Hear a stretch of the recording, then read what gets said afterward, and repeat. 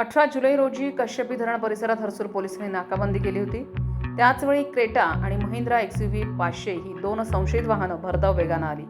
पोलिसांची चाहूल लागताच दोन्ही वाहनांनी क्षणाचाही विलंब न करता U-टर्न घेतला आणि वाघेरा घाटाच्या दिशेनं पलायन सुरू केलं। मात्र हर्सूल पोलिसांनी हार मानली नाही। स्थानिक नागरिकांनी वाहनांच्या हालचालींची माहिती देताच पोलिसांनी तातडीनं पाठलाग सुरू केला। नाकेपाडा येथील वनविभागाच्या चेकपोस्ट जवळ पोलिसांनी क्रेटा थांबवली, पण XUV चालकानं गटाराच्या बाजूनं गाडी काढत पुन्हा वेगानं पळ काढला।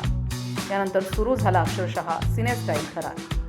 पालीफाटा, हर्सूल, दलपतपूर, तोरंगण, वाहनदरी अनेक किलोमीटरपर्यंत पोलिसांनी भरधाव पाठलाग केला आणि अखेर XUVला पकडण्यात यश मिळवलं। क्रेटा चालक रामनिवास पूनमराम बिश्नोई राहणार सुरत गुजरात याला अटक करण्यात आली असून XUV चालक जंगलात पसार झालाय।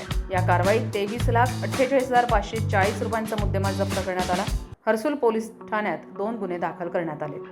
पोलीस अधीक्षक डॉक्टर DS स्वामी, अपर पोलीस अधीक्षक विमला M आणि उपविभागीय पोलीस अधिकारी संजय बांबळे यांच्या मार्गदर्शनाखाली सहाय्यक पोलीस निरीक्षक जीवन बोरसे आणि हर्सूल पोलिसांच्या पथकानं ही धडाकेबाज कारवाई केली। संविधान न्यूजसाठी रामदास शीद, हर्सूल।